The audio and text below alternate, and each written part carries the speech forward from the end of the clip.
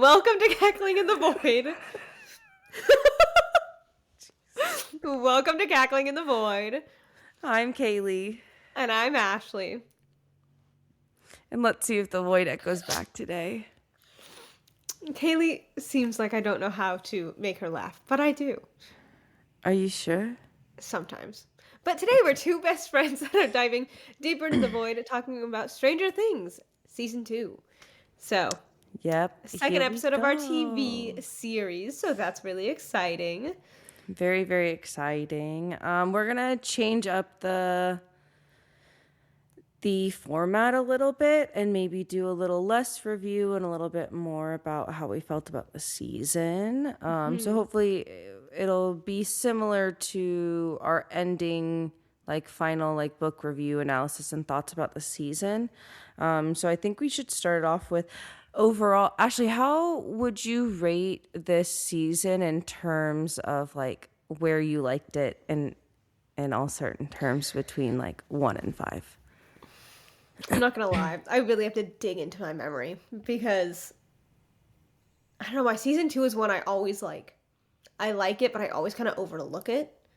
But I'd say it's a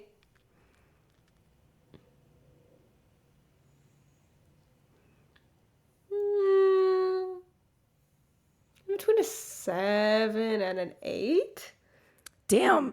Maybe. Sorry. Maybe no. Maybe. I was gonna say 6.5. I think it's a solid 6.5, honestly. I liked how much darker it got. Well, I'm thinking of Season 4 in that aspect. No. 7. Yeah. I'm wait a minute. There's a darker season. I'm giving it a 7 because I was ooh, I liked how dark it got compared to. But then I forgot Season 4 is so much darker, and I'm no, I like that more than yeah. So I'm gonna say Absolutely. This was a. Is this the lowest season to me? I don't know. Wow. I think for me it is. I think so. I I think think for me because it is. Oh, I just find Season 1 is it's Season 1. It gets you into the series. And it's a great standalone and a great opening to a series. Season 2 is fun. I like seeing the hospital aspect. And that's the part I always think about when I think of Season 2. I don't know why. That scene with him in the hospital saying I'm sorry. That's I always think of that part. And so I like that aspect. That aspect of it. Bob is just a guy and we love Bob. Bob is not just a guy. Bob is a hero. Bob is a hero. How dare you say that he's just a guy? He is a hero. So also, okay. And I do love. There's a couple scenes between. I like Hopper and Elle in Season 2. I like seeing them very much try to be a family. Try to be a family and very much caution. Hopper really working through his. Fuck, I lost a daughter. Here's now a child in my midst who's refusing, and it's a scary situation. I don't know what to do. I can't lose this child too. And so seeing him go through that, I really like. I really, really do love the scene after he picks her up from, or after she kills the dog and she's going with him and they're driving to the lab, and just that heartfelt scene between them. Love that scene. Yeah. I also think of that scene. So I think this is the lowest season, but there are points in it where I'm yeah, that was really good. Yeah, and that's why I would say that it's a solid 6.5, because I do think that this, first of all, I kind of think the entire Stranger Things series as a whole is definitely an above average television show. Yeah. And I will say there is, by Season 5, especially if you've binged it, not that it's not a fun show to binge, but if you binge it from Season 1 to Season 5, we have not seen the finale of Season 5 yet as of this recording, but we are caught up to episode 7 or whatever. We're part 2 is out. Yes. We'll refrain from spoilers. So. Yeah. I was try to just keep in mind that remembering all of these episodes might have spoilers in them. Yeah. So, Yeah. Yes, we're going to try to refrain from Season 5, but if it happens, just there's your warning. But we're refraining if we can. Yes. But if you binge from Season 1 to Season 5, in succession very, very quickly, it's very, very obvious the Stranger Things formula of let's pair off these characters. Yep. And do Yeah, it very, that very way. And it's always, Scooby-Doo status. yes, and it's very much, I feel like, the same characters paired off together. Like, there's Yeah, obviously, like, some people Scooby-Doo. that get swapped in and out, but for the most part, it's, like, Mm-hmm. Dustin, Steve, and then there's, like, Nancy and Jonathan, Joyce and Hopper, the kids. Like, it's all very, which, I mean, it makes Mm-hmm. sense. That's who they hang out with in, like, real Yeah, life. and And then so, it's like, it normally makes sense like that's Dustin who, and Lucas, and then Mike and Elle. yeah. So And then like, add Max into the mix, because she yeah, gets introduced, which I love her addition to this series. I do. I also think that like this season in particularly, even though for me it is like my lowest rating of the seasons, but this That doesn't season, necessarily mean it's bad. yeah, I was like, it's definitely not bad, but this season in particular really highlighted, I thought, the ideas of mental health and what could occur after trauma. Yep. In terms of, we get to see Will really struggle. Yeah. Like, very The big, ending big of season 1 PTSD. is like him throwing up in the fucking sink, Like a the, slug, yeah, who like we now the, know is Dart, but yeah, yeah, yeah, yeah, which is such a fun thing to like think about. It's like the slug that, Will puked up in the sink that crawled down the drain was the same slug that crawled through the drain at Dustin's house. yep. And so You I think know, they're very good at connecting all the dots between the seasons. And so I really very love, much and I so. love, it's just a fun sit down, kind of like how we've talked about Fourth Wing. I don't think it's a masterpiece, but I think it's Mhm. super, super fun. And I love hanging out with the Absolutely. characters. They I do a great job at making it feel like this is a real place with mhm. real people. And they do a great job. Yeah, and I also think that for me, I'm really excited for what Stranger Things has done for the modern sci-fi community. Yes. Considering the fact that, when we think of sci-fi and we think of television series, we don't necessarily think of sci-fi series that has come out past 2014. So like I'm talking I like immediately when a thought lot of, of like, people talk about Star like Trek. yeah, like when a lot of people talk about, sci-fi things, it's Star Wars, Star Trek, oh my gosh, why am I fucking forgetting about it? Oh my god. I thought of one too. What's it called? The Jumanji second movie. Oh, I didn't watch the second movie of It Jumanji. is a lot more I satisfying. was Like, gonna say, sci-fi. I feel like an absolute asshole for forgetting this one, but I know that Am I gonna go, oh? yes, you will. God, now I'm trying to think.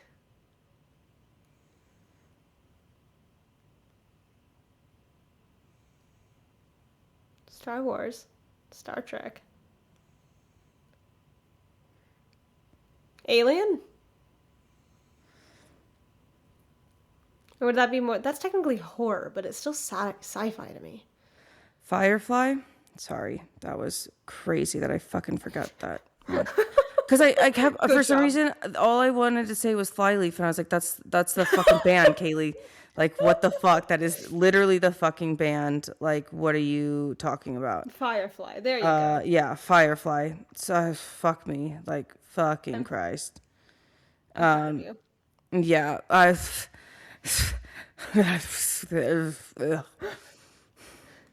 But yes, like, we think of not modern media. Well, yeah, because Firefly came out in 2002. Yes, Star Trek has been remade so much throughout, like, I But think, it's still, like, to me, because it it's their started remakes. so early. They're remakes. They're So still it's like it remakes. started, yeah. And so it's like, Okay, I don't although, think sorry, sci-fi is, pause for that.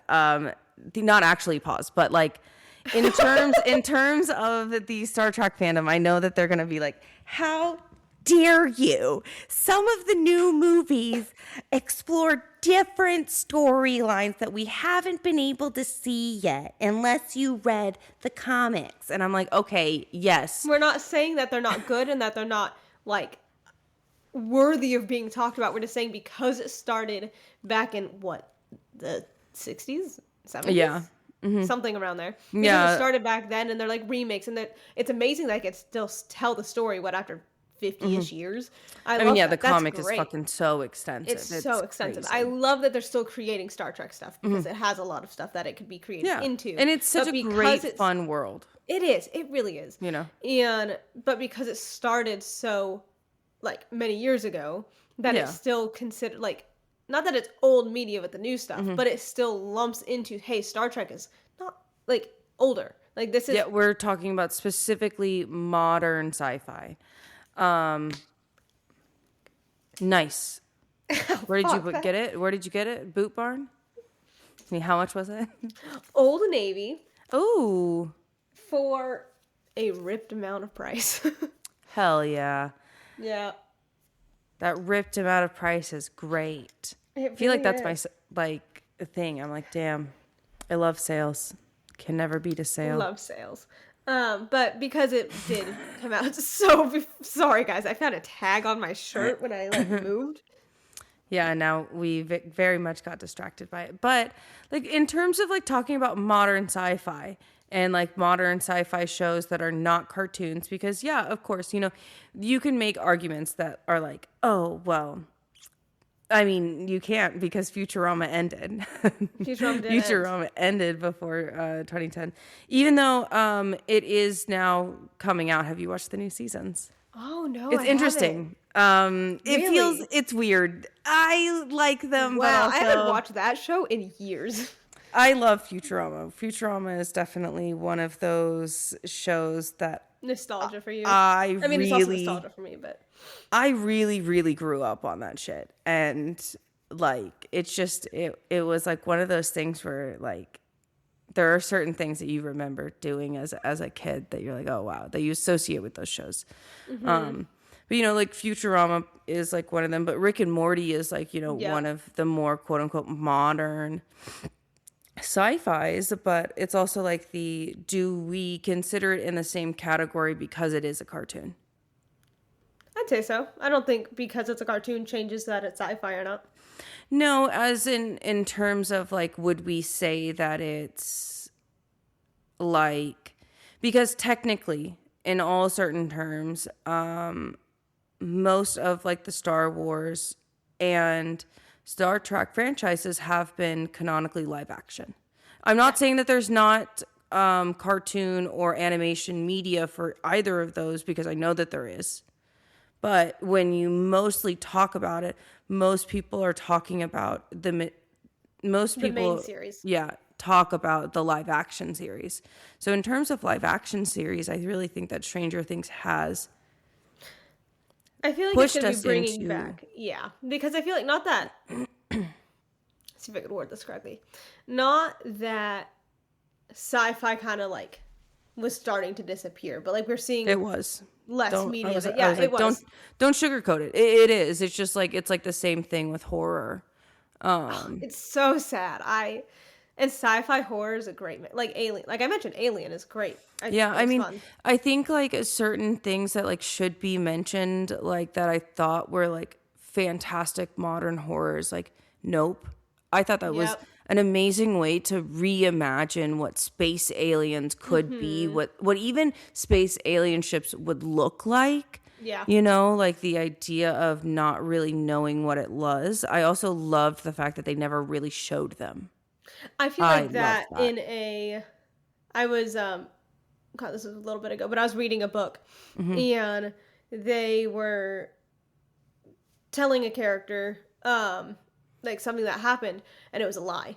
And in it, like, and obviously we're in the character's head who's telling the lie. And the, character, is now crying, acting it up, right? And he's like, oh, like what happened? What did they do? And he just stayed quiet. Because a lot of the times your imagination is going to create something a lot scarier than if you actually hear or see what it is. And so I really do love when movies, and it's like the entire time you're like, I want to see what it is, but then it's, no, because your imagination can do the work. And it makes things, if done correctly, a lot more powerful.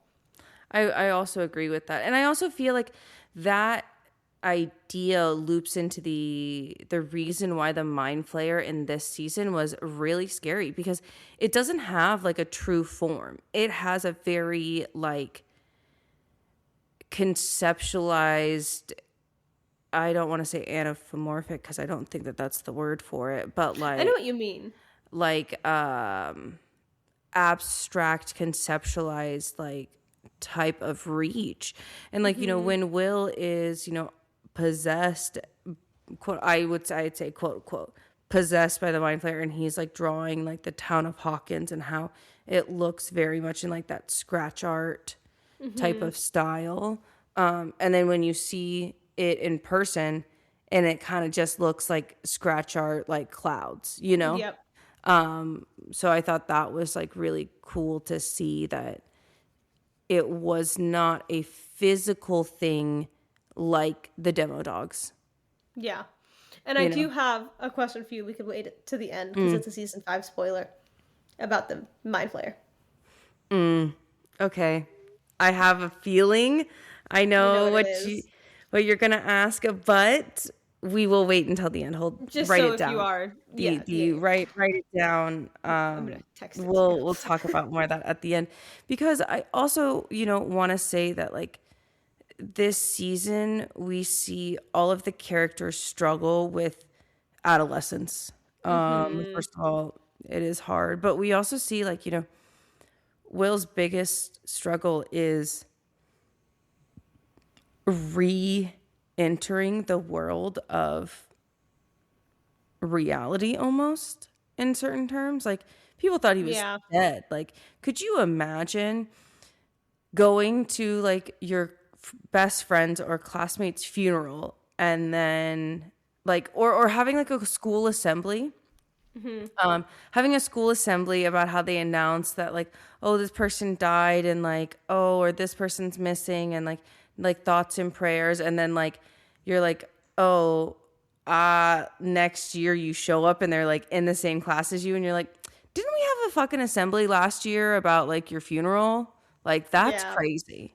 And it's so So obviously like Will not only dealing with all of his PTSD and trauma from being in the upside down and shit like that, it's now being like really heavily bullied. And I like mean, being called like zombie boy and yeah, like I was like, he and was he's always always been bullied, but yeah. like the fact that he died, quote unquote, and then came back to life, he's being bullied even more now, Yeah. which is like obviously not fun. Yeah. And we see all of the different characters kind of struggling with it in their own different ways, not the bullying, but just in general. And like Joyce is now, I mean, hands on like Helicopter. helicopter. I'm not letting him walk to his friends. I'm not letting him, which I mean makes sense. Like go Yeah. to school, like he has to be picked up at a certain time. He has to go to like like very helicopter mom, and you can just see him be like, yeah, like Will understands why, but it's the I get it, mom, but also like this is exhausting. Yeah. Please, like let me go do things. Like my friends get to and he does openly say, I think it's in this season, like, everything is different now. Like, Yeah. you don't let me go out with my friends. You don't let me, like, I miss being a kid. Yeah. And he also has to go to these appointments with who, we also get introduced to Dr. Owen, who, like I said, I don't know why, but it's just, that's kind of what I hooked onto this series, or this season. It's just like those doctor's appointments with Dr. Owen and stuff. And when I rewatched it for this and things like that, I thought Dr. Owens was bad, but he wasn't. He was like neutral. I thought he was leaning Yes. skewed I more to would the bad say, side, but he was neutral. And I was like, how interesting. And like towards the end, how he's really fighting for Will. I was like, interesting. I thought you really leaned towards the other way, but yeah, even in no, I season would say that 4, that he's neutral good. and even like in season 4, we see him with Elle. Like, hey, she said she wants to leave. We leave, and like Yeah. I gave her the choice. She is not a like. Let her do what she like. And you can Let her very do much what she tell wants that to he's do. much more of a pacifist. And he like fulfills that like much more of like the, well, since bless Sorry. you, Thank you. in a season and in a series that talk about D&D archetypes, he's very much the neutral good, like like lawful neutral like monk. Like that is who he is. He's very much a pacifist. He is very much like the person that is quite neutral in like their judgment. Because, we see also like Owen struggle with the idea of like, wow, this scientific research is fascinating and I would love to further my career and Yeah. my ambitions. But then also at the end of the series, you see that he's like, oh, fuck, I've been hurting these people. Mm-hmm. Am I okay with that? Yeah. And then we see him kind of switch it in season 4. So it's really fun to kind of Yeah. see him throughout the series, just kind of going through his own. He's not on screen very often, but going through his own little Yeah. character development over in the side, just like, I'm kind of working on this by myself. You can tap back in every once in a while. Hey guys, like, Yeah. we love that. I also just think that like the mind flayer is like a really great analogy for depression and like how it feels suffocating, how it feels swallowing, how it feels like it like looms over you and it like never goes away. And like you try to describe it to your friends, but it's like you can't Yeah. almost. And like this scene where they are, Max, sorry, we didn't really introduce Max, but Max is here. Max Her is, addition is so natural. Like, she just kind of yeah. really blends into the group. It takes her a bit, but she does blend into the group very naturally and very. It's kind of cute to see Dustin and Lucas, like, be like, oh my gosh. Like, because they Yeah. don't get. I mean, here's the thing is like when once again, we see them struggle with their adolescence. It's like hey, there's this new kid. Not only They're that, like, she's a cute kid. yeah. And, like, You know, they're in middle school now, yeah. and now Yes, they're in middle things are school. They got like happening. the hormones happening. And not only that is this girl's actually willing to talk to them. And we know from the first season that Elle is like really the first girl that like infiltrates the group and talks to them. And it's revolutionary for Mike. Like Mike is like, It's I like, like wow. girls. That's crazy. I really like And then, girls. and then Will's over there, like, in season 2, like, Yeah, I mean, also like we see Will like struggle with trying to hold on to his friends through puberty and realizing that he could be different because we're seeing Will constantly throughout the season be like, "Hey guys, let's play D&D." yeah. Like, "Hey And we guys, do see you have that through. time?" And we also see I it think we see it in in season season 3 3 a the bit most. more. Yeah. But we're seeing the dynamic switch and change. And then we also see how upset Mike gets for another girl just even being part of the group. Because even for Halloween, when they invite Max to go trick-or-treating with them, Mike Yeah. is upset. Mike's like, why do we need her? We don't need another person in the party. The party's already complete. Yeah. Like, we have a sorcerer. Like, Elle's here. Like, what do we need? Yeah. And like we also see like Max fight for acceptance and be like, hey, like, I don't know, I'm new in town. Like My nobody brother's a else dick. wants to talk to me. Yeah, my brother's a raging fucking asshole because Yeah. he's upset. And it's like the only thing I have is, skateboarding and video games. Yeah. And in all certain And terms, that's not what a lot of girls have, yeah. you know. And Also moving from California yeah. to a small To town. Indiana. Yeah. Like, Yeah. And also in terms like where I live, I wouldn't consider it like a full small yeah, town. but think about like if you moved when you were a kid. Yeah. That's Like that's the thing is it's like so I'm different. not going to lie. We were like I am and we were both extremely privileged to be raised where we were raised and be raised Yes. how we were raised. Yes. And I like Where we were raised, we got a lot of like culture and like yeah, things that there's like so much more things to do here and like yeah. and I also can name it's like so much 6 amusement parks that easier are to within find a a few group. hours. I feel like it would be easier to like kind of find a group here because the groups are so diverse, like in terms of friends. Like, you know, I would feel like it would be easier to find friends here than it may be able to find friends there. And it's also hard, like when you're in that dynamic of everybody knows everybody and they've already known each other for so long, and now you're just Yeah. here and you're like, I don't know anybody. Nobody really wants to talk to me. It's kind of like the And feeling of like trying to make new friends if you move like in your 20s or yeah, something, because it's the exactly. not that people aren't willing to be your friend, but it's the hey, like I have pre-established friends. Like if I'm going to choose between hanging out with a new person or hanging out with my best friend that I've had for 5 years, 10 years, I'm going to choose my best Yeah, friend. You know what I mean? absolutely. Like there's that, and that's a thing that makes it hard to make friends once you're in your 20s. So as a kid going through that would really fucking suck. Yeah, and then, you know, not only that is like, you know, she's constantly being harassed at home, like by her brother and like by her stepdad, who's not a good man No. at all. Like we can definitely tell like where her brother gets it from, because having that kind of dad would be horrible. Yep. But then, like, you know, we also see it's just like interesting because I'm gonna bring it up, like the racism that Billy has, Yes. for sure. I It's mean, we like have to bring that up. It's a it big is a thing. blatant, obvious prejudice, specifically at Lucas. And it is hard, obviously, because, you know, we're looking at this town in Indiana, and, you know, Lucas's family is the only family of color featured on this show. Yeah. You know, and it is also hard because regardless of where you go, there are going to be places and areas, like especially like small towns, that are predominantly non-minority people.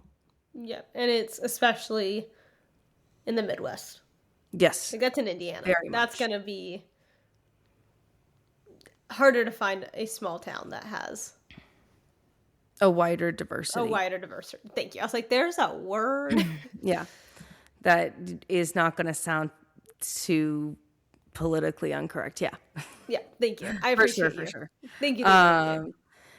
And so like we do see, like, you know, like the blatant racism like right off the bat from Billy. And, you know, a lot of people could say like, oh, well, it's just because he has to protect his sister because of the pressure from his dad. Because we see that when Max leaves, most of the time Billy gets in trouble for it, you know. Yeah. So it's interesting because, you know, circling back to Halloween, Wow. I know, circling all the way back there because we've been attempting to talk about it this entire time. But, you know, I mean, we're on topic. we are circling back. It's like Shocking. the Billy openly is like, hey, you shouldn't be hanging out with them. And then you know, cut to Halloween where like Max is making a conscious decision to like hang out with these people that are the only ones basically talking to her, Yeah. give her like the time of day, and like want to invest in like her being friend and like being friends with her. And also it's like she doesn't know this town. It's Halloween. They're kids. They like obviously are gonna go collect candy. Like why would they Yeah. not? Like How first of old all, were you when you stopped trick or treating? I think I was like a junior in high school.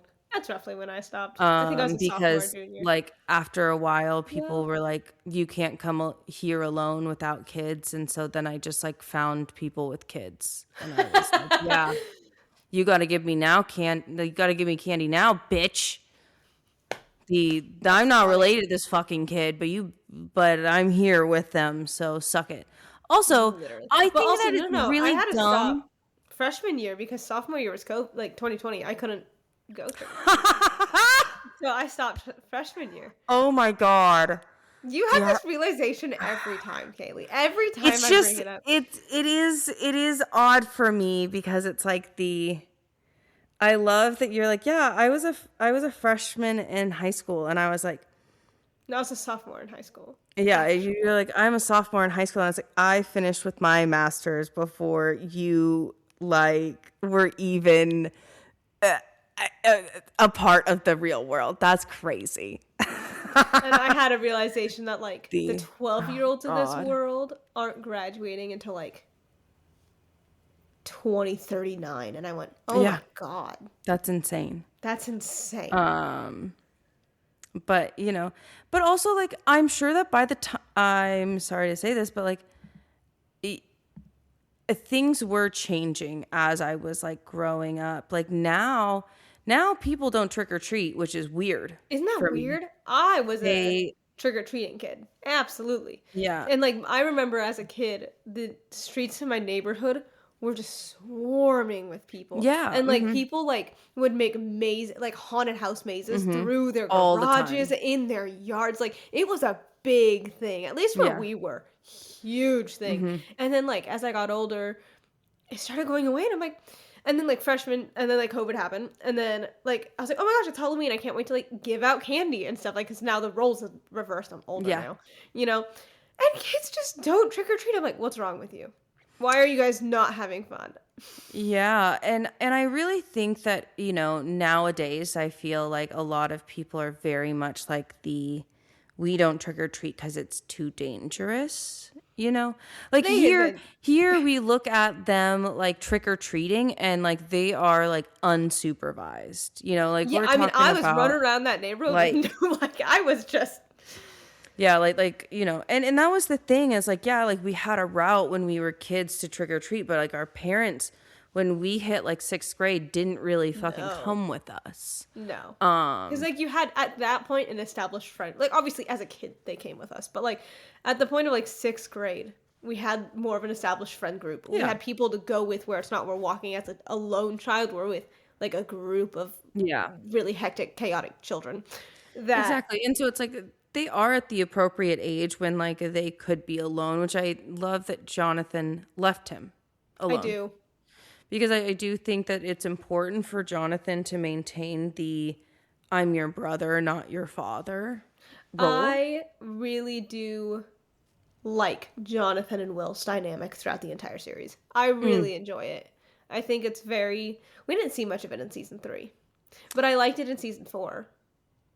Okay, we didn't see much, but there were a couple moments where I'm like, that's cute. I appreciate this. And it's also like you can tell that Jonathan really wants to hang on to him just as much as like their mom does. But he's better at like, hey, I can't. Like he would have rather like stayed in bed with Will. You know what I mean? Absolutely. But then he was like, no, like he needs to go. Like all of it.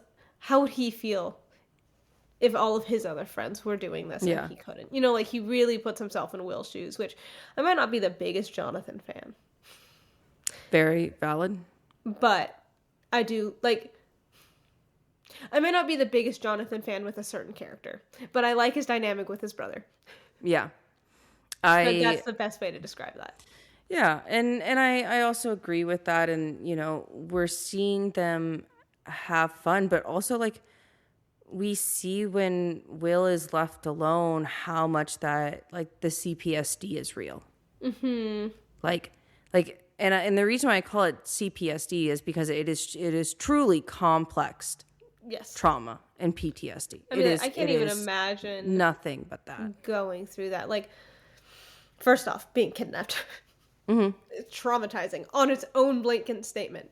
Yes. And the things that could happen when kidnapped are absolutely terrible. But going to an alternate dimension with a monster literally trying to eat your flesh. Yeah. And as we know now, like, being, like, assaulted by, like, this thing in his mouth? No. Yes. Absolutely disgusting. And very I know that alien-esque. very alien. Yes. And I know that there are a lot of people that have talked about how Stranger Things and like that aspect of it is very much symbolic to like sexual assault. Yeah, for sure. Yeah. Absolutely. And that's also where we go into the idea of the complex depression. Yep. The complex, PTSD and what that really does to you. And that's why it's like not only is like the mind flayer like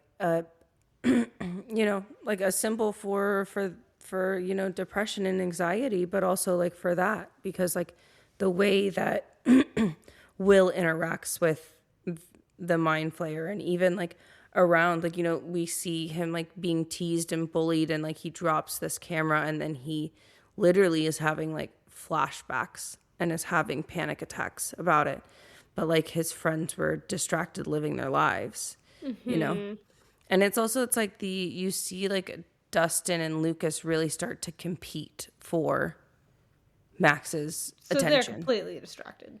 Exactly. And so it's just like Will is, essentially like alone on an island. And I do feel like he feels that way, even though, yeah, Mike tries his like best to like be close to him and stay close to him. But Mike is still, Looking for Elle. And yeah, upset and sad that Ella's not here, yeah. And it's I know, I guess this is technically a spoiler for season 5, but like, it's kind of obvious throughout the series. Like, Will does develop a crush on Mike. Oh, and Will has always had a crush on Mike. Yeah, exactly. And I think it's very prevalent when he says it. I think he says it in season 3 where he's like, I'm tired of things changing, and I just want it to go back to the way that we were, where we just sit and play D&D together. Yeah. Like all day, it's 10 hours. Like, we didn't get to see much of Mike and Will, obviously, in season 1. But I think he really started to develop, I think he had a crush, but it really started to develop in season 2 when Mike was the person there. Mike was the person that was helping him. And like, yes, his mom is there and helping and supporting him, but this is a different person. This is someone that is like... Not a family member that's not watching him like a fucking hawk, that is like treating him like he's an actual human being. Mm-hmm. And so I think that's where the crush really, really, really set into stone. And I like how they handled it in season 5. I did. I really liked it. I loved it. I was like, ugh. I mean, like, Robin. Okay. Yeah, Robin is one of my favorite characters. I do. And I love how Steve just put his hand on Robin during it. I don't know if you noticed that, but I loved that. It was very... Okay, Robin's not in the show yet. We're in season 2, but I love Robin, and I love Robin and Steve's dynamic. Yeah. So good. And here's the thing is, like, within season 2, we're watching Steve and Nancy now navigate the really hard thing of not only dating, but they're dating. You're seeing Steve like attempt to apply to colleges. We're seeing he's a senior, she's a junior at this point. Yes. We're also seeing, Jonathan be there for Nancy in a different way than Steve is, because Steve is very much like okay, it's over and it's done. Like, we are just going to go back to normal, and we're never going to talk about it again. And we're never going to like say he anything. doesn't want to go through his own emotion. Like, he is all processing it himself, and he's kind of like, nope, I don't want to think about that. I feel bad. Like, yeah, because like, in all actuality, it's really hard for like Nancy to swallow the fact that like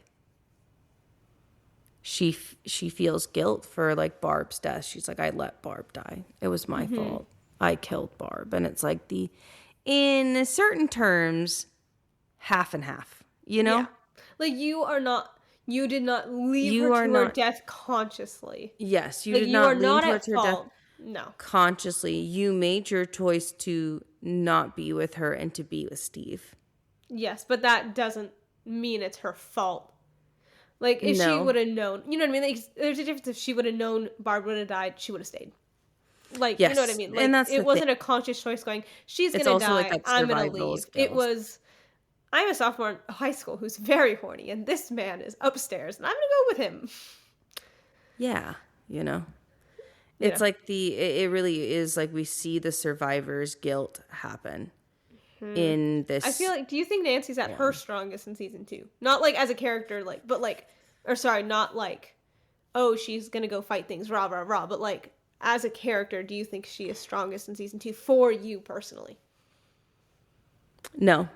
I'd say, you're not the biggest fan of her. I don't like Nancy. I think Nancy No, is...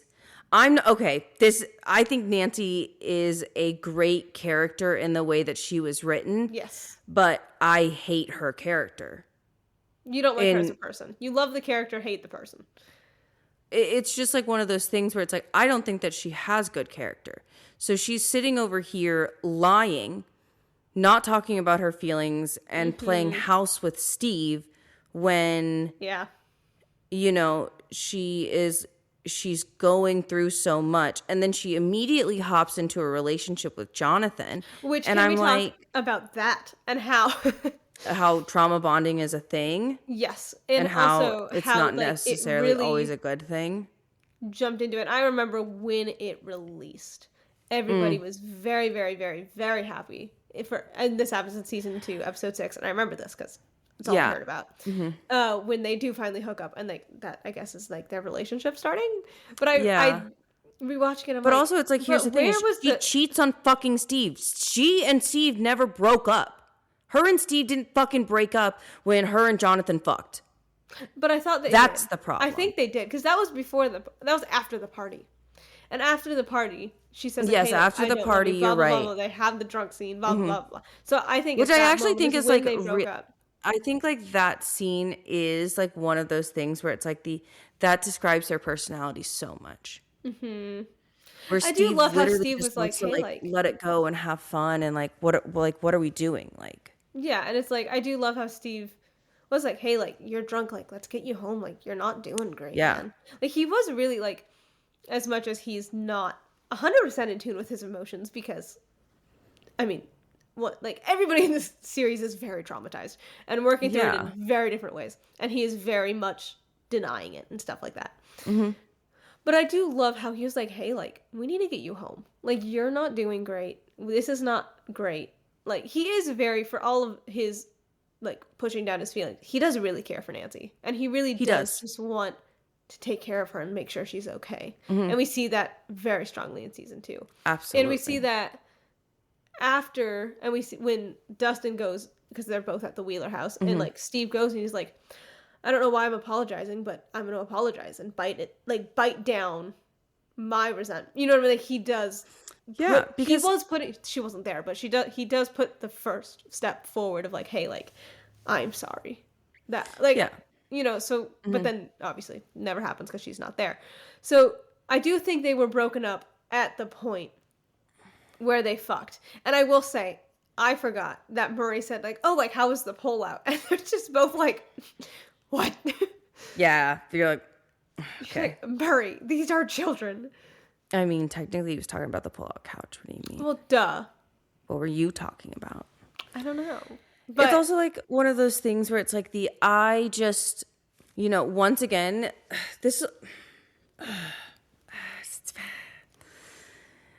Jonathan was a rebound, period. Yes. A rebound of, I feel suffocated because Steve really does want this suburban life. And she knew that.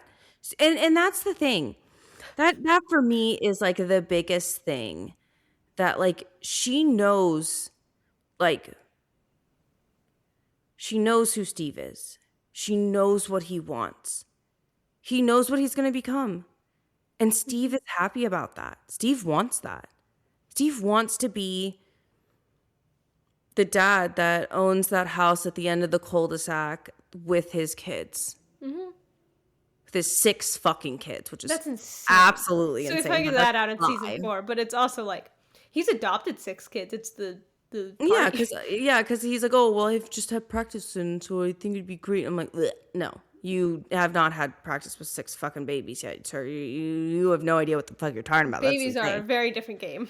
Yeah, like these kids are like, you know, able to talk, and like they're like a little bit more grown up, like, you know, like they can make decisions. And I will say he is quite good with the kids.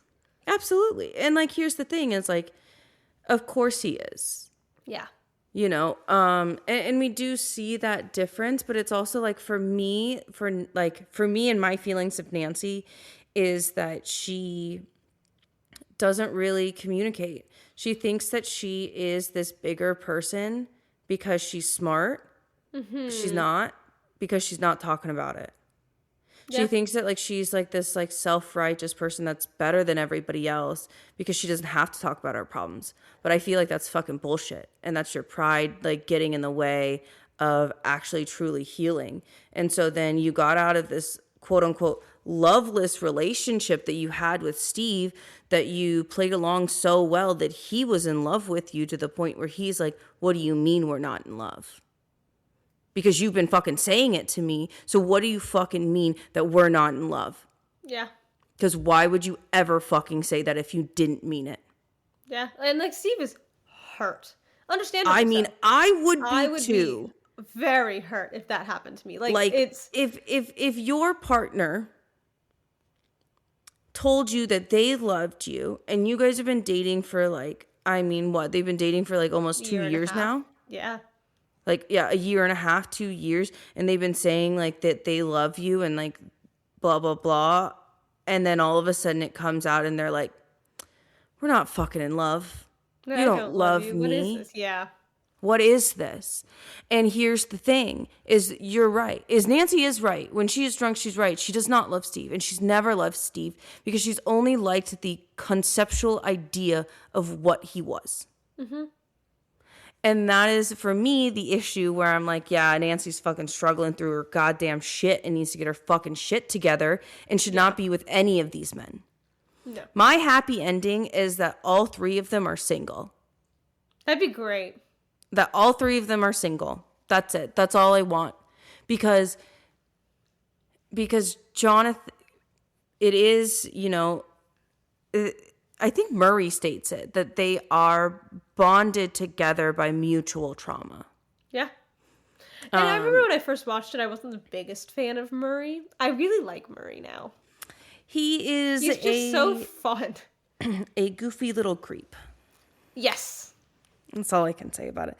But then again, it's like like you're seeing this guy who's a bachelor that, you know, is a conspiracy theorist. Like, is like, you know. And so it's like it is fun to meet Murray. It's also funny that Murray's like the only dude that like knows. It's funny that they knew to go to him. Yeah, yeah. But it's also like, because in season 3 it makes more sense about the Russian shit. Yeah, yeah. But like season 2 where they're like, let's go to Murray. I'm like, how did you know Murray existed? Well, what is happening? They know Murray exists because Barb's parents hired Murray. You're right. To be their private investigator. You're so it's right. the reason why I say like it's so funny like to see Murray be like this goofy little creep, because in all technicalities he is a professional that is here to investigate. Like he's technically like, you know, he's a private investigator. That is like how he infiltrated this. And like the fact that like, you know, Barb's parents are like selling their house to figure out what happened to their daughter. Mm-hmm. You know, like how much, I can't imagine how much money they're paying Murray to be like, oh, well, we have to sell our house to be able to keep this man here. Yeah. And to research this. And so like that's why Murray's there, is because he's researching and trying to find out what Barb's death is. And that's why Nancy becomes so paranoid about it. Mm-hmm. And that's where also like where like Nancy's guilt sets in, because she's like, oh, should we have told them that she's gone? Yeah. You know? And, you know, Steve is right. Well, what the fuck are we going to tell him? Like, how are you going to phrase that? Mm-hmm. You know? And it's also just like the idea of Nancy uses people to get what she wants often. Yeah. And we see that she is a very selfish, prideful person. And we see that. And okay. And also it's like here's the thing is like we see her suffer because of that. Mm-hmm. And because of her pride.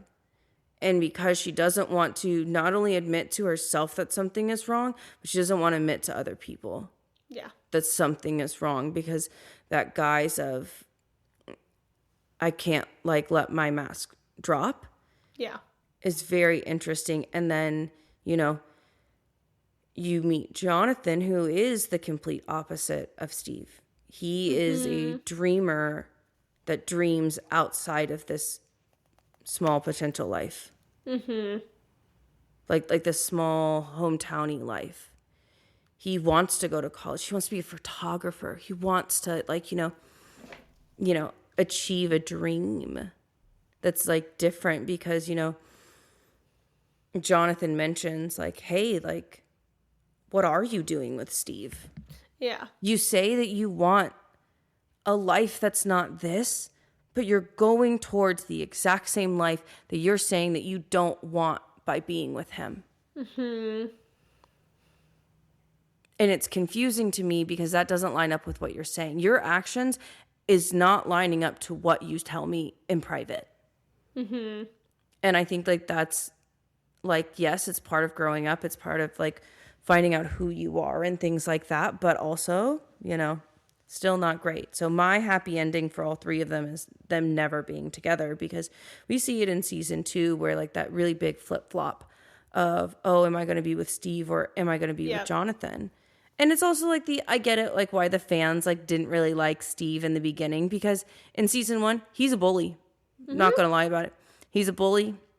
He's mean. And I said, frankly, he's a fucking douchebag. Yeah. And so, of course, nobody's going to be like rooting for a main character to be like, yeah, hook up with that douchebag. You do it. Like, and it's no. One on the rewatch. Not saying what Steve did was remotely okay. He was a douchebag. He's a dick. He's an asshole. Yeah. It wasn't as bad as I remembered. 2, I remember voting for Nancy and Jonathan when I first watched it. And I think it was also in tune of like when you're first watching the series, you're voting for the buyers because you want them to find Will. Oh, for You want sure. them all to be okay. And so because they are the underdogs. They're the underdogs. And so because of all of that, you kind of, obviously Jonathan is a buyer. And so it's like you're voting for him to get what he wants. And what he wants is Nancy. And so it's like because of all that, you kind of start voting for him and Nancy to get together. But then on a rewatch, once you know what happened, you know Will's okay, you know where this kind of goes, it's like, okay, now I can kind of take a step back and go, not that Steve and Nancy were good, but Steve wasn't as bad as we all remembered. And Jonathan is not great for Nancy. No. But I don't think that Nancy's good for him either. No. And like that's the thing, is I feel like it's unfortunate, but Murray says it, that they are bonded by shared trauma, which is, the reason why she got close to him is because she lost Barb and he lost Will. That's why they went and looked. Yeah. That was the whole reason. That's the whole reason why in the first season he slept in her bed with him, because they found the hole to the upside down.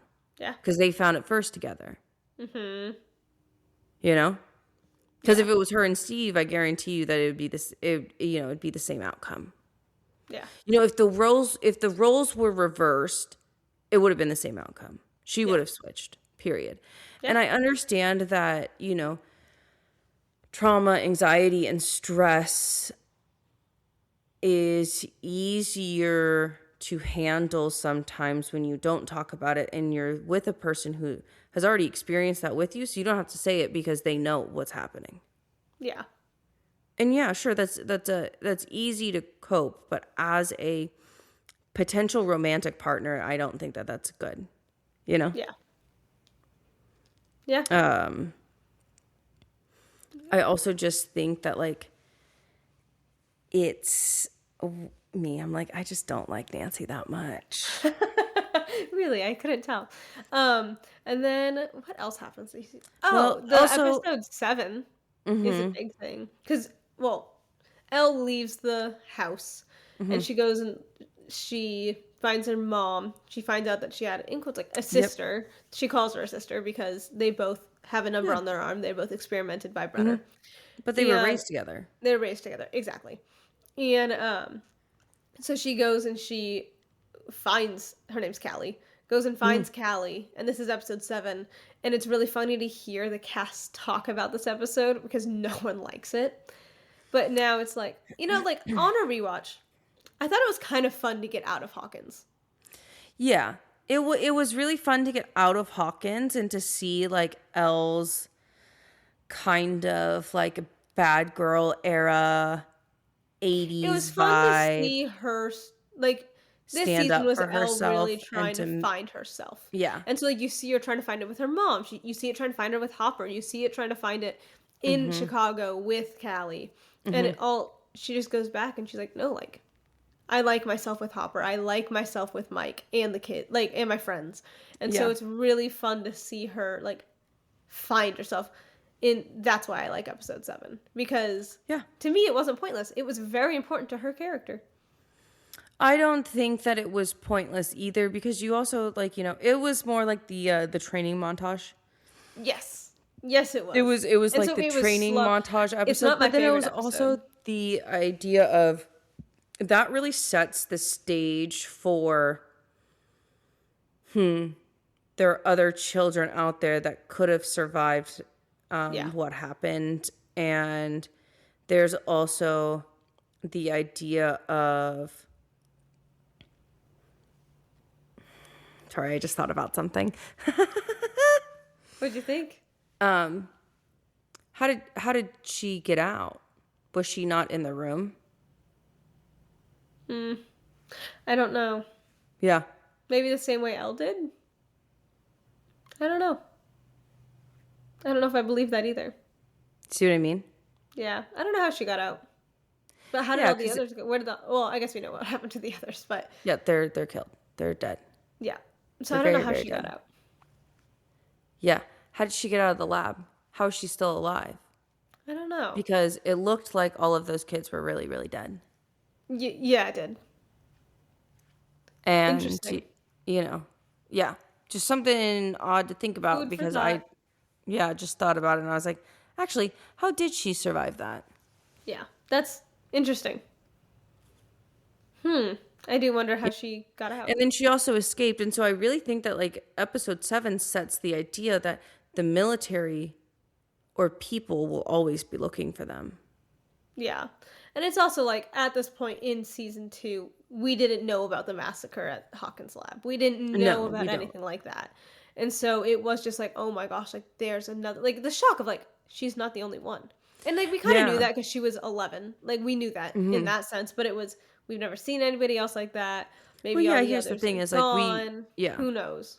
Because here's the thing is, like, yeah, she could be number 11, but all of the other ones could have already died. Exactly. Like we don't know. Like, So it was why did they make another test subject? Because the first one died, exactly. And Like, so seeing 8 or Callie is very interesting. I really like her power. I think it's very fun. that really reminds me of, it's like, it really reminds me of Cat's power. Yes. The little, like, drawback to Onyx Storm right there. Sorry, not to Onyx, but, like, to that Yeah. series. To the It Imperial really series. remind me of that, It does. because It really does. Because a cat can't do like make you see things, but she can make you see like think things in that sense where you're kind of seeing it play out. But like, yeah, hers adds, like, the hallucination side to it, but she heightens that emotion. She really yes. digs in. She really, like, makes sure it evokes a very specific feeling. Yeah. And like I mean, she, for an example, like she sees Brenner, Elle sees Brenner, and like hey, like because Callie's trying to convince her to like stay with them and go kill people that tortured them or like killed their parents or something. And Yeah, I mean, technically, Callie is, like, the mission that Callie has is, I'm going to hunt down every single person that has ever worked in that lab, and I'm going to murder them. yep. And we see that. We see that with that man and his kids. Yeah.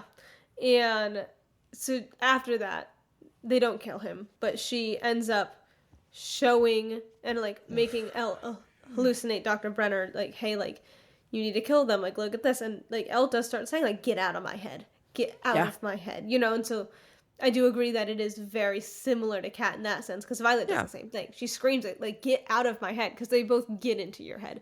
Where Elle is just like I can move things. And in that sense, like, Callie can't do that. Well, like, she can move things, and she has the dream state, which I do think is sometimes I get bored with this part. I do. Because once again, look, you and your dream state. I'm so fucking sorry. This bitch can flip a goddamn car and she's in a float tank. Mm-hmm. Yeah.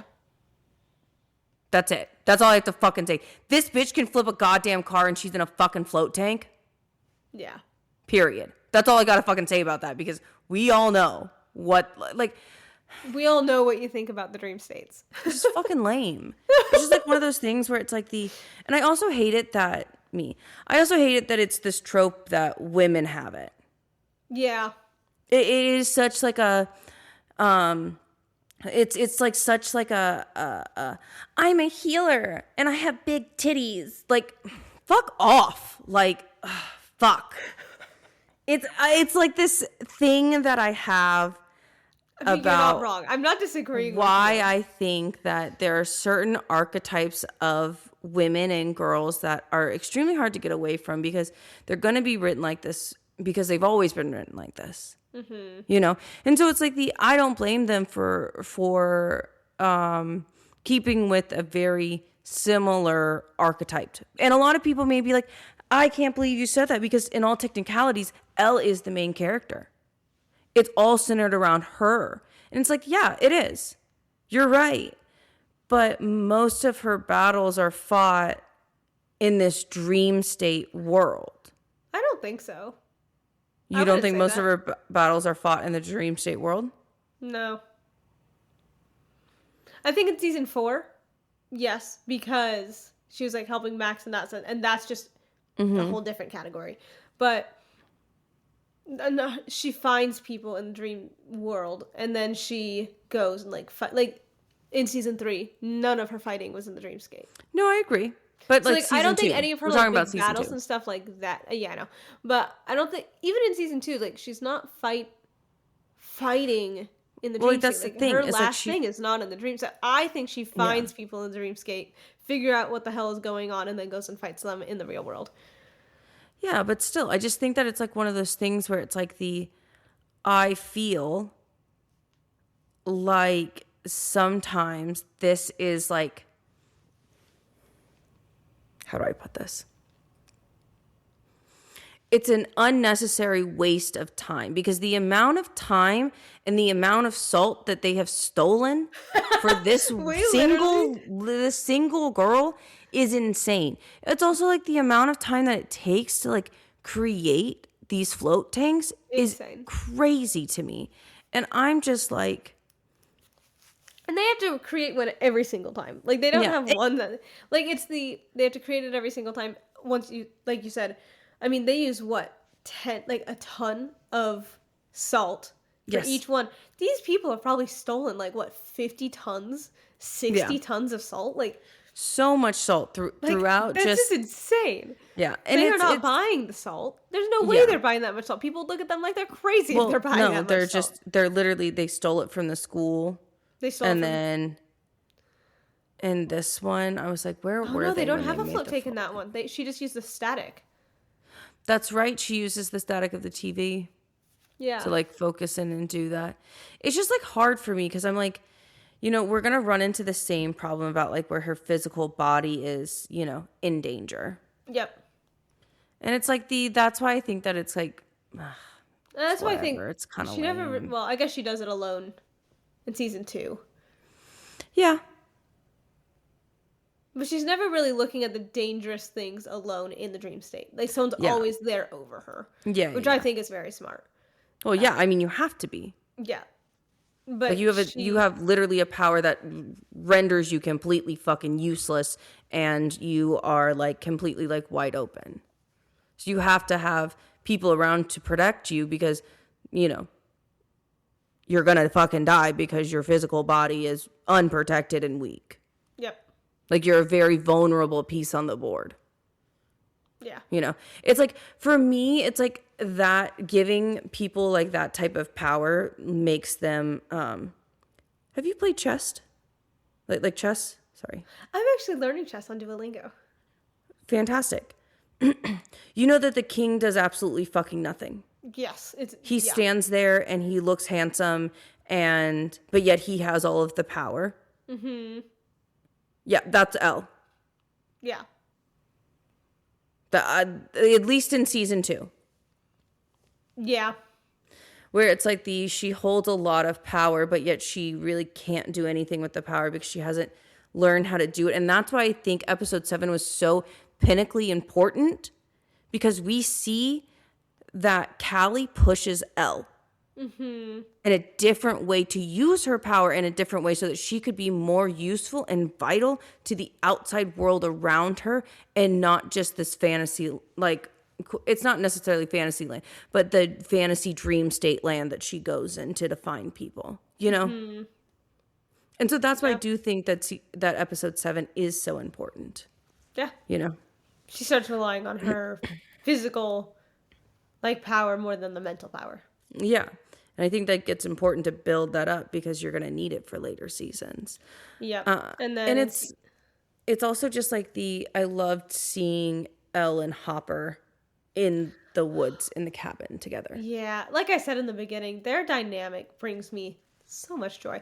And just seeing both of them really working through their own shit together, but separately. Like, I love how he's teaching her words. He's giving her, like, her little Egos, and, like, they like, watch movies until, like, they're falling asleep on the couch. And, like, little things that is like, oh, look, like, he's really starting to see her as a daughter. She's kind of starting to see him as a dad. And then, but also him being so, like Joyce is with Will, so overprotective, but even more so because, like, if the government gets her, like, he is so scared, understandably so scared that the government's going to come, like, murder her, that he's not letting her leave. Exactly. And then, but also, like, not only that is that he will never see her again. I loved the callback of COM, promise, for the compromise. Oh, yeah. Actually, it's really interesting this season. As much as, like, I don't think that it's, like, the best or strongest season, has actually had a lot more callbacks to this season within season 5 than a little bit of the other seasons. Yep. So I do think I also that, like, think it has some of the highest highs of the show. It's just the weakest season in total. I think Will going through with the mind flayer, and, like, we first see him being, like, overtaken and now a part of this hive mind, and them having to fight to get it out, and how they do it with, like, the Morse code, like, all of those little steps. Once you get to the latter half learning of the Morse season, codes, like, what fucking nerds. I'm so sorry. I learned Morse code when I was a kid. Yeah, because you're a nerd. So I am a nerd.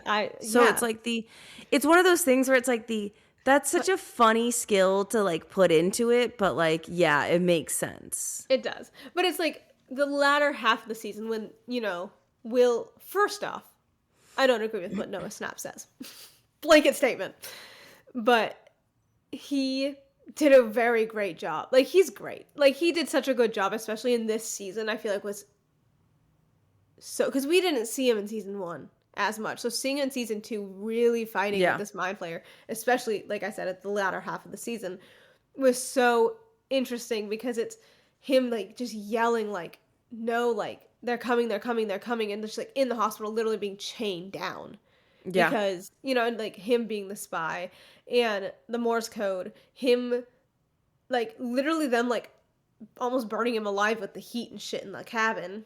Yeah, like the little exorcist moment. Yeah, like, I think all of that, and then again, like, the little moment between Hopper and Elle on the way to the gate, I feel like was one of the highest highs of their relationship. Yeah. Because they don't talk as much later seasons. That's true. I really do think it is the lowest season, and I'm not saying it has the highest of all of the highs, but it has some of the highest moments of the show. Yes. I agree. Okay, now when you put it like that, I would agree with that statement. I also I want to highlight Bill for a second, because Bill's not just a guy. Billy. Sorry, Bob. His name's Bob. Jesus Christ, generic white man name. Just any generic white man name. We haven't talked about Bob yet, and he deserves to be talked about. Yes. I remember not that I didn't like him. I thought he was fine, but I really wanted Hopper and Joyce to be together, so I was like, this man is in my way. But I was like, but then I watched, like, when I first watched it. And I kept going, I'm like, I kind of like Bob. And then I rewatched it recently for this. And I went, wow, I love Bob. He's so sweet. I really like him, and this is where like listen, this man yearned for years over this woman. He did. And the fact that he really loved Joyce. He did. He and how he loved really her. tried with her And kids. He loved her family, and he wanted to be the best person ever. And like the fact that, like he worked at Radio Shack and he was able to get Jonathan these new cameras. He was able to get like these like video things that like are like brand new that he knew that the kids would love. And to make memories of like videotaping things. Mm-hmm. Joyce wanting them to videotape, the Halloween. Yeah. Wouldn't have been possible if Bob wasn't there. Yeah. And how, like, they're talking about, like, in the car with the nightmares and stuff. How Bill... God, now you got me calling him Bill. Bob was like... Bob. I know. And how Bob was like, hey, like, opens up to him. And it's just like, hey, like, I had a dream, like, nightmares once about this one character. I eventually, like, put my foot down, like, really trying, obviously not knowing what the hell's going on, but really, really, really trying to get Will to be okay. But I also think that Bill relates... It's Bob. But that... Jesus Christ. Fuck me. From now on, Bob is Bill. Jesus Christ. So We're both going to mess it up this entire time. Like, I just think that it's hard because, like, right there, there in the car, you're like, damn, did Bob get sexually assaulted as a kid? Because it fucking sounded like it. Yep. It really fucking sounded like it. It did. And the moment that he was like, no, I can't do this anymore. This has to stop. And he, like, stood up for himself. I was like, I hated that. But also love that for you. But also, like, at the same time, you're like, that sounded not like a dream. Yeah. I think he just said it that way to... Absolutely. But, like, the fact that he is so delicate and he's so caring. And also how, like, when, the map thing and how he's like, hey, like, Joyce, like, are you okay? Like, I don't think you're okay. And then she's like, no, I need you to tell me about the map. And he immediately is like, okay. Like, I'll do it. And he tells her, like, oh, this is a map, and let's go here. And he's like, they're like, I love how they all are like, okay, let's go. And then he's like, wait, we're actually going? This isn't just a game? What's happening? I really love how he's just like, at first, hesitant, but he never was like, no, Joyce, you need to sit and do nothing. Like, just sit here. It's fine. Like, he very much was like, hey, like, I'm concerned, but he went along with it. He followed her. He didn't make her sound like she was crazy. He was like, hey, I'm concerned, but if this is what you need, I'm going to be there for you. And I'm going to help support you in a way that I can. And if that's following you to go see this, like, place on a map that, and in his mind, that is nothing, great. You know what I mean? So I really love, what's it called? I do love Bob. Yeah, I also love that, like, when I know that, like, it's like the man that yearns, the man that waited, the man that not only, like, waited, but, like, cherishes her. Yeah. Like, you see it, like, when, okay, it kind of makes me teary-eyed every single time I think about it. But, like, when it's Halloween and he's in that really dumb Dracula costume. Oh my gosh, it's so good. And they're dancing in the living room, and he looks at her and says, man, I am the luckiest man in the entire world because I get to be here with you and your family, and everything's going to be okay because we can be together and we can do this. And it makes me it makes me teary-eyed. I'm like, oh. It really does, because it's like I don't know, to have somebody look at you and be like, man, I'm so lucky to be with you. Like who would have ever, like, believed me if I said that I get to date the Joyce Byers? Yeah. And it's also like, she's coming out of, like, not recently, but she's still coming out of a divorce from Lonnie, who we know and we've seen how He's a piece of fucking shit. He's an asshole. He, you know, in season 1 is literally there just to get money from his son's death. Like, and like calling her crazy, calling her all these things and saying, hey, like, you're not, like, being an asshole. Do you think he knows that Will's alive? You know, I was thinking about that. I don't know. Yeah, because I was thinking about that, and like I don't hear I don't think he's ever brought up or again. hear him like about him like after that. All we know is that he built Jonathan and Will built Castle Byers the night that he left. Yep. So, but we don't see. I don't know if he knows he's alive. I don't know if they told him. I mean, I don't really give a fuck. That man can go die in a goddamn hole. Yeah, but it's anyway, so refreshing back seeing her genuinely happy in a relationship. Yeah. And also Bob. It's like once again, you see her experience this tender, gentle love. Yep. When you know that that's probably everything that she's ever wanted. Yeah. Because like even, you know, you get like Hopper and you get her kids being like, oh, he's just so normal. But that's what she wants. That's what she needs. Like he's just, oh man, he's just like so boring and he's normal. But it's like Wouldn't you want normal if you've been going through all this shit? Yeah. You want something normal, something steady, something steadfast, something that's unwavering. Regardless if it's a game, regardless if you want to talk about it. Yeah. Immediately says, what can I do to help you? I don't need to understand the full extent of the situation. Just tell me what you need help with, and I can do it. Yeah. And I'll do it in the best capacity that I can. Mm-hmm. And I'll be there for you and your kids.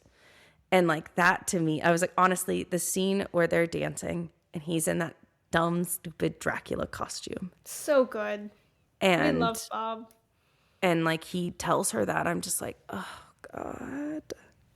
You did not deserve the death that you got. Which I will say, don't stop. Just keep going. Don't just stand there, first off. Well, okay, well, here's the thing. This was the thing. His leg was hurt. He knew he couldn't run fast enough. You can stand there and let them have the 5 seconds that they need for everybody else to escape, or you can prolong it for 5 seconds and let somebody get past you and watch them as you're dying. Watch them die. Mm-hmm. Absolutely not. I think that he did the right thing. But the way he did, I mean, I agree he did the right thing. And I'm also so for killing off characters. Please do. Make me sob. But my brain just stopped. Oh. But like the way he looks at her, I don't know if he expected the Demogorgon to like, oh, well, maybe. Because he... No, I think he knew. I think he knew. Like, I think he looked knew. At her, he smiled and said, like, kind of like a... That was the last thing. He was like, I love you. And that's what he said in his eyes. And that's why I'm like, no, you cannot kill this for me. He knew. Because he knew what was behind him. Mm-hmm. That's why I really think he knew. He knew that he wasn't going to make it. And he stopped. And because here's the thing, is Hopper even admitted it. Hopper even fucking admitted it. Yeah. Where he was like, he saved us. Yeah. Because he gave us that 5-10 seconds that we needed. Because it wasn't just one that was going after them. You have to remember that. There was multiple there. Mm-hmm. And he so it's like Joyce's scream, Hopper coming literally having to drag her out. Good. And then once again, another high point of the season for me is when, you know, Joyce is kind of hiding in her room. And they're all figuring out the plan of what they're going to do. Mm-hmm. They're all trying to figure out what's going on. And Hopper just goes into the room, sits on the floor, just sits with her. He doesn't say anything. He just sits there. Mm-hmm. And it's so good. Because sometimes you don't need words. You just need a person there. Yeah. It's like He's not touching her. He's not like hugging her. It's literally just sitting on the Yeah, I floor just need across somebody to from her. sit with me. Like, that's it. Like, I just need that, and it's gonna be okay. Like, just let me cry it out, basically. Exactly. And so Um, like once again, I feel like the emotional scenes that happen are so, like that's where it's the highest of the yeah, series too. Because as I we get agree. on, not that it's not doesn't have emotional moments, and not that it doesn't evoke those things, but I feel like there's just Yeah, such they're so powerful because the scene or because the series, sorry, god damn it, the season is the first time we're seeing like a kid really suffer. You know what I mean? And so it's like yeah, the emotional aspect of that and them dealing with everything from season 1. By season 3, yes, they still have all their trauma. They've worked it out a lot better. They know what they're yeah, dealing with. They're coping with it. And so those emotional stakes that we're seeing in this season aren't nearly as prominent. Like they're yeah. prominent, but they're not nearly Like, as this season was laying the groundwork for a lot of it. So it's like yeah. the season 1 was great because it really like hooked you into the world and skyrocketed you and launched you into this. This season was really good. I'm not gonna lie, that's why I still rate it as a 6.5, because it really laid the foundation of the emotional Yeah. standpoints of the characters for the through line of what's actually gonna happen Yeah. and what And I they're say like doing and this where they're one, at. and honestly, I need to rewatch it once the Hmm. last episode's out. Season 5 also has some really high emotional stakes that I'm just like, wow. Absolutely, yeah. So like I think those two, but I think because we haven't finished it and I need to rewatch it, season 2, because I always the first time I watch things, I'm taking in so much information I don't appreciate nearly as much as I should the emotional aspects. Like Mm-hmm. I do, but I mean even like when we were reading Fourth Wing and like all of like the I know that you and I were both talking about the emotional aspects a lot Yeah, more than we did when we first read it. Because it absolutely, was yeah. like, wow, just a little carving of wood. Ah, like, Yeah. like the little emotional things that are just like, wow. So it's in this, it's the him sitting with her, the conversation with Elle, and like it's laying, like you said, Yeah. the groundwork of those relationships for the rest of the series. And so Yeah, that's where I and we think also this season see is the highest. yeah, and we also see now established couples within the friend groups, because at the end of season 2, we get to see them at the Snowball. Oh my gosh. Okay, I do want to You talk know, about.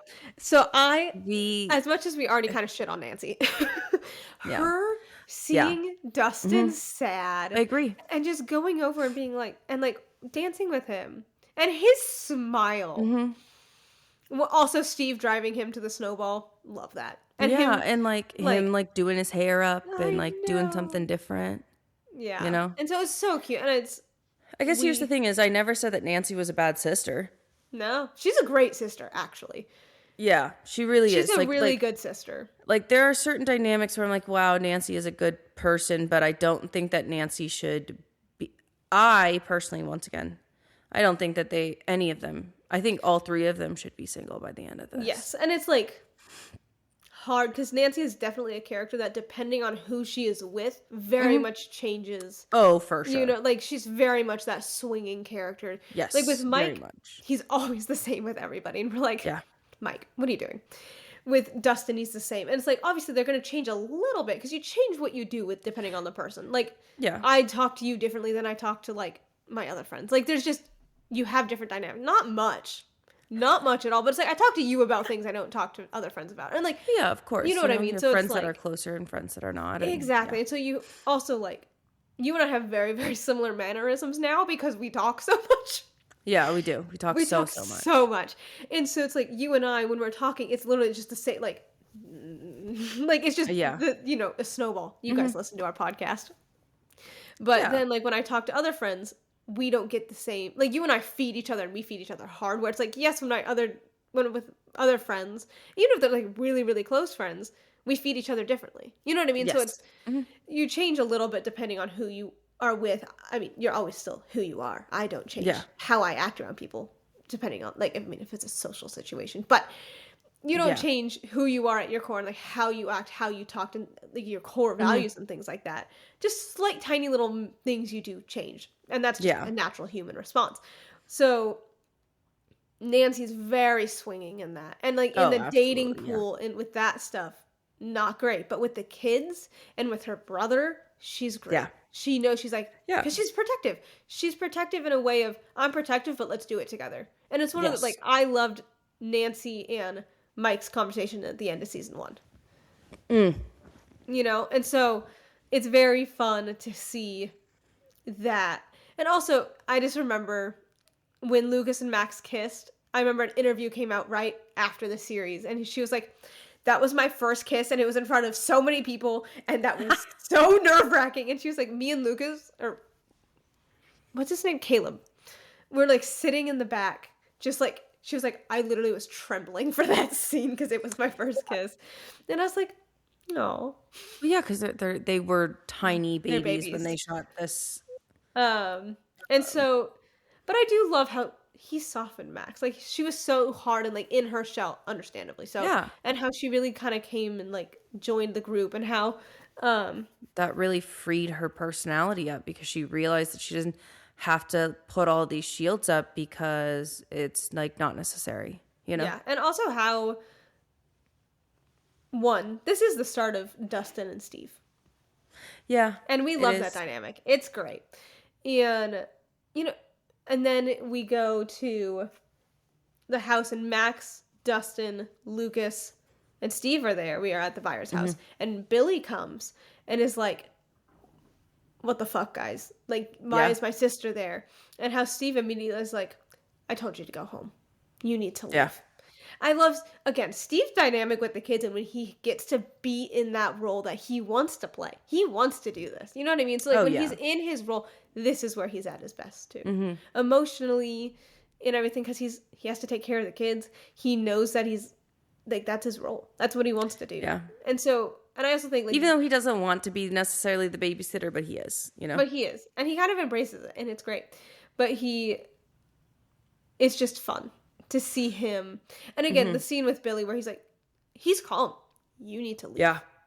Like, Billy in season 1, not Billy, god damn it. What is with Bill? Steve in season 1 would have probably blown up a bit more. So we've seen him, but also like, what? What? Steve. We're talking about Billy. Steve and Billy. Yes.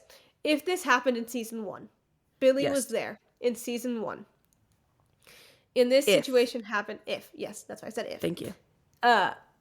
Steve would have blown up at Billy, I feel like, a lot easier. Oh, yeah. And so I think it would have been very similar to the fight that we saw with Jonathan. Yes. And so, and we even see him start shifting a little bit when he tells his friends, like, hey, you need to fuck off. Yeah. And so then we see it here with Billy where it's, no, you need to leave. Like, he's really starting to be able to control and regulate his emotions, which is really fun to see. And it's like, he has to. He's around kids. He doesn't want them to see shit like that. You know what I mean? And so it's fun. And also, oh God, it happens in, season 3 or season 4 where it's like, no, like, he tells Nancy, you needed to break up with me. I needed to grow up. Yeah. And so Openly we see says, him hey, growing that up. was good. We should have done that. And so it's fun to see the start of him growing up in season 2. Yeah. And also, obviously, the Dustin and Steve dynamic, because they're so fun. But it's also like the idea of like, I understand why Dustin feels left out.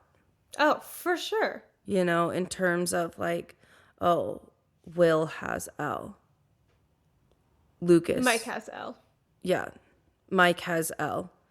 And, you know, Lucas like got Max, and like Max was like a girl that Dustin liked, and he's like, well, why did she choose him over and like me? obviously Will obviously doesn't have a girlfriend or anything like that, but he's getting his hospital stuff, and he's, you know, going through his own shit that we've already discussed. So, and I will say, all the kid actors do a good job. I think they did a really great job. They did. They really did.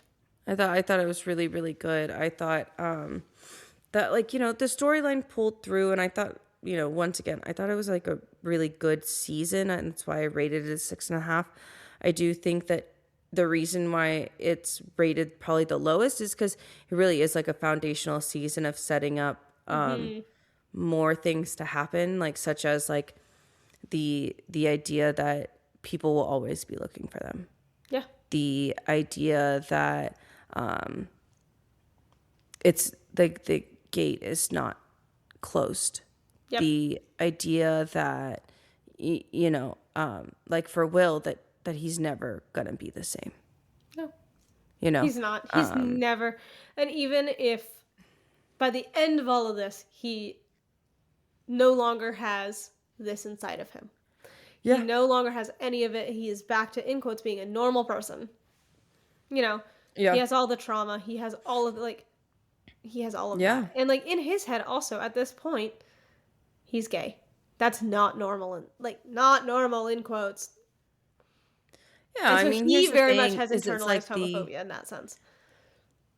Okay, well then again, we have to like look at where they're raised. Yeah. Oh, no. I'm saying, like, in his, where he is in the 80s, all of these different layers. Yeah. Being gay is not normal. Yeah, okay. It's definitely not, like, here's the thing, is in the 80s, when they, like, this was happening, you also have to think about that the 80s, that's when the AIDS epidemic That's what I was happened. saying, the AIDS crisis, yeah. And so you're talking about, you know, not only is he in, like, a small fucking town in Indiana, and it's like the, my mom comes from a small town. She comes from, you know, like a small town in, like, called Bowling Green, Kentucky. It is literally like this big, you know. You gotta drive 2 towns over to go to a fucking movie theater. It's crazy that they have a fucking Walmart there, but you know, Walmart's everywhere out there. But here's the thing, is it's like when they were growing up, and even now, there are no gays there. Mm-hmm. Because unfortunately, it is very much a macho bro society of, if you're gay, we're gonna call you a slur and tell you that you are a bad person because you don't love Jesus enough and you need to go die. And like literally, it's a rhetoric that has been around since the beginning of time. Yeah. This is not a new thing. It's not new. So of course he's terrified. And like we also see it in later seasons, spoiler alert, with Robin. Yeah.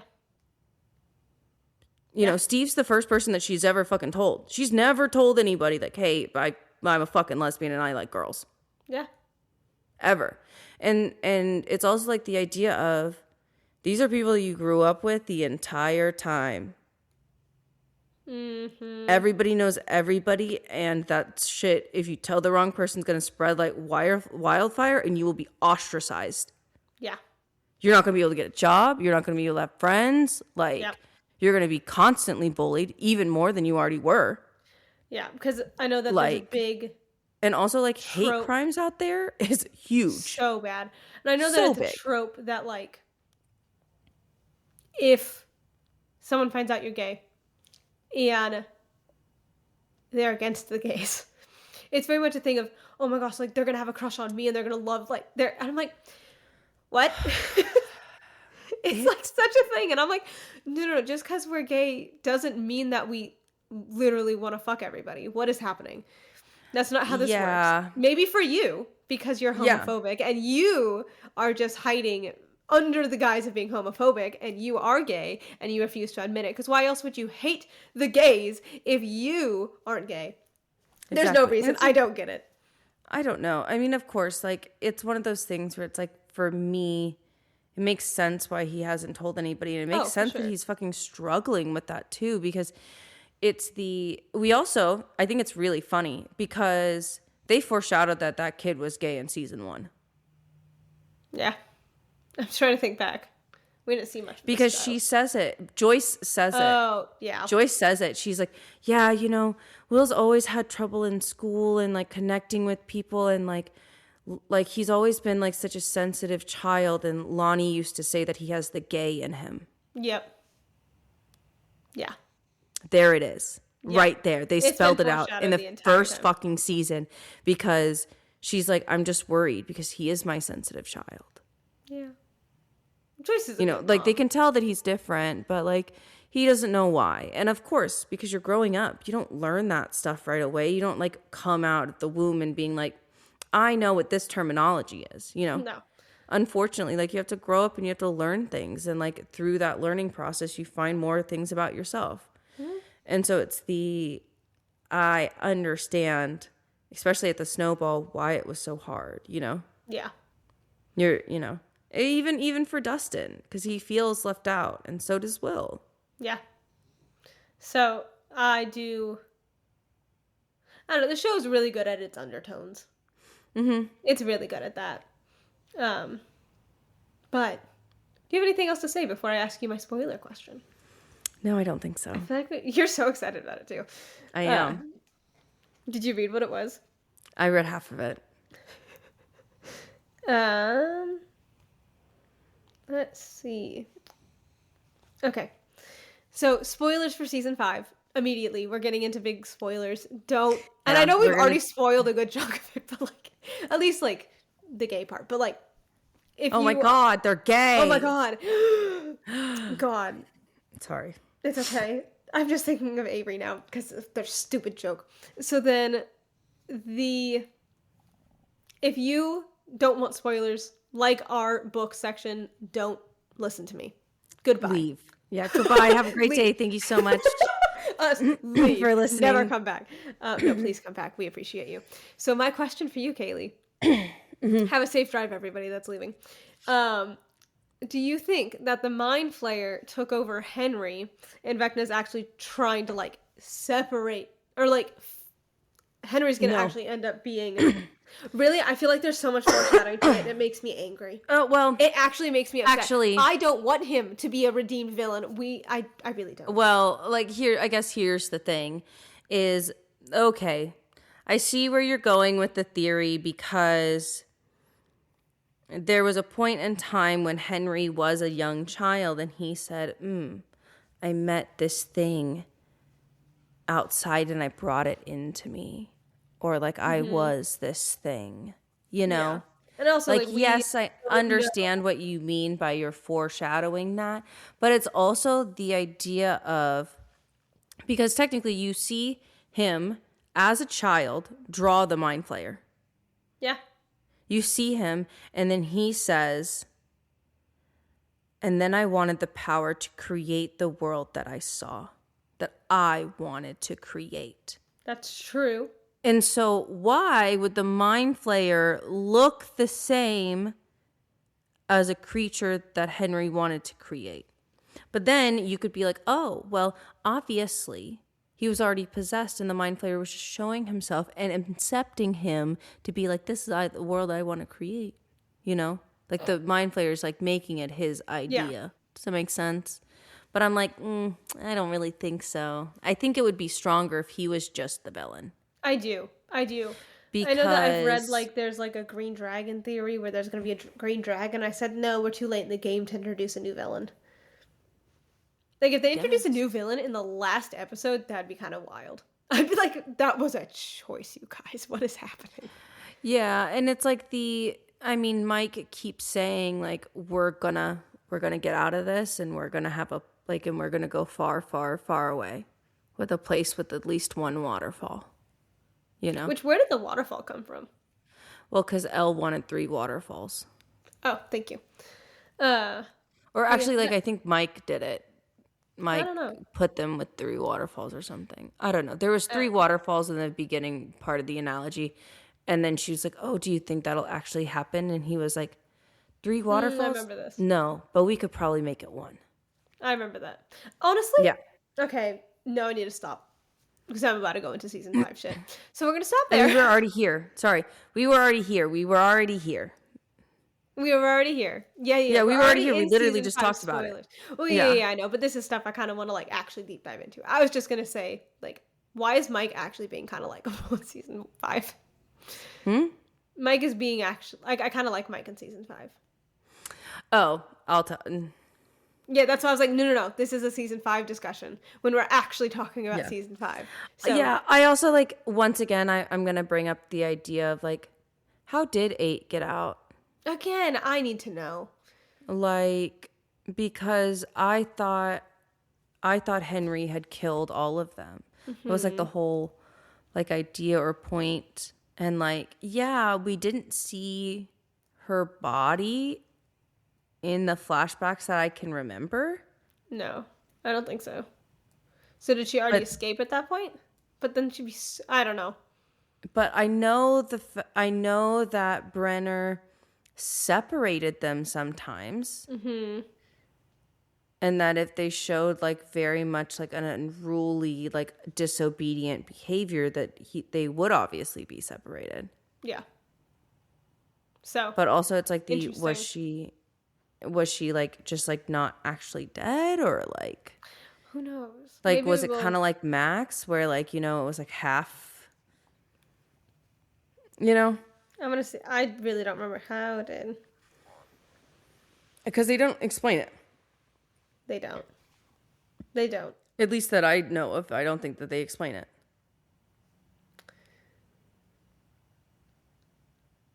I hope that we get more backstory in this episode because they haven't shown it. Yeah, and they haven't shown it. So I'm really, I want to know what it is. Yeah. I want to know how they did it.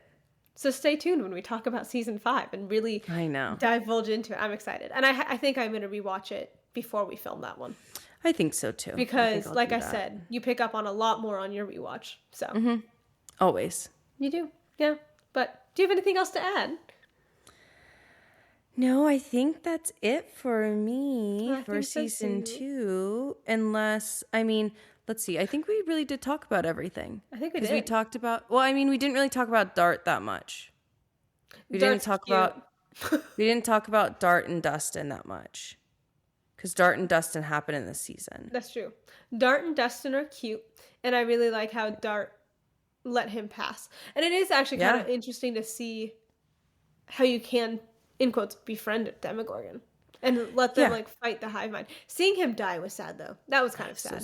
So sad. There's our Dart conversation. Do you have anything else to add about Dart? No. I don't know. I liked the fact that Dustin saw that Dustin wanted to figure out what this was. Yeah. You can see how smart Dustin is. Dustin's really smart. Dustin is honestly really high up there for me in characters. Oh yeah. Mm-hmm. For sure. Yeah. I think that's it for me. I don't know. Awesome. Well, thank you guys so much for joining. We really appreciate all of you. We hope you're enjoying our little mini series. If you guys can like, comment, and subscribe, hit all of the buttons, download. It really means a lot to us. It really helps us out. And we also have a email link now. So if you want to join our email link, we have some Q&As, behind the scenes, polls, and all of the fun things. So be sure to go check out over there. And we also have a Buy Me a Coffee if you'd like to support us in any way, shape, or form. That would be pretty cool, but not necessary. So the last thing we want to say to you is, what did the void say to you? God, we're a mess.